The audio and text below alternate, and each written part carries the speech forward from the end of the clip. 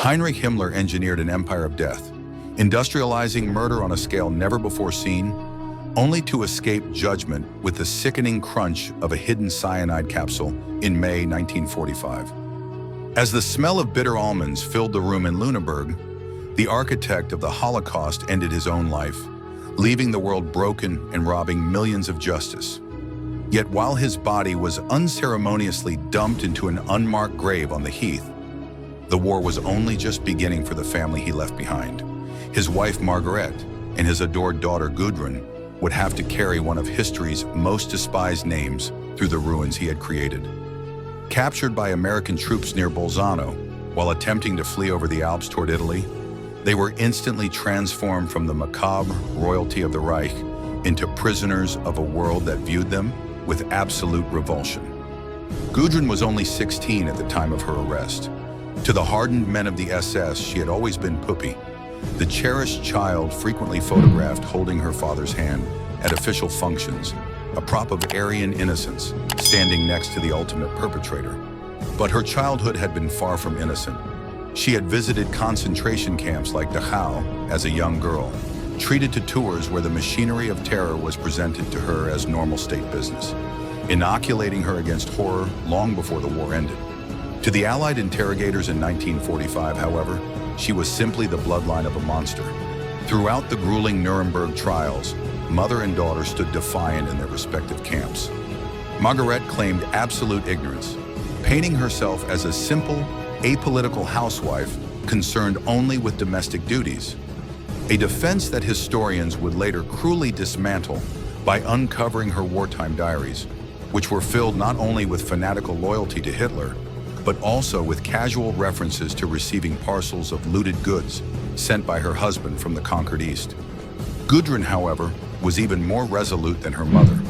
With a chilling teenage stubbornness, she stared down her interrogators and refused to renounce the man the world called a war criminal, insisting until her dying day that he was merely a great man, misunderstood by history. When they were finally released into a shattered, starving West Germany in 1946, they found their assets frozen, their home confiscated, and their name cursed by a population eager to forget its recent past. Yet from the shadows of suburban Munich, a strange and sinister double life emerged for Gudrun. While post-war Germany outwardly tried to denazify and rebuild through the economic miracle, Gudrun took a darker, clandestine path, becoming the silent godmother of the underground Nazi survival network.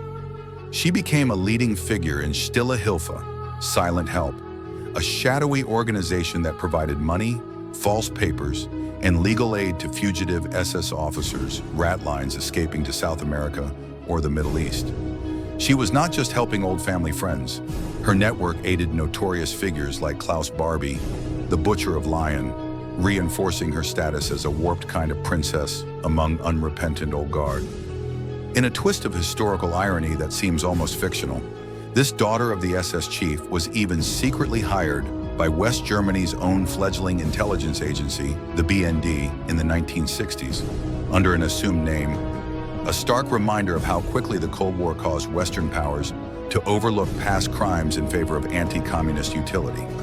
For decades, Gudrun Burwitz, as she came to be known after attending SS reunions and marrying a sympathizer, operated within these gray zones, a gray-haired symbol of denial who smiled in photos alongside aging, unconvicted war criminals, guarding her father's toxic legacy until her death in 2018.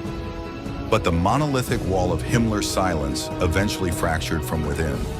While Gudrun guarded the darkness, Heinrich's great niece, Katrin Himmler, bravely chose the light, breaking a generational blood oath of silence that alienated her from older relatives.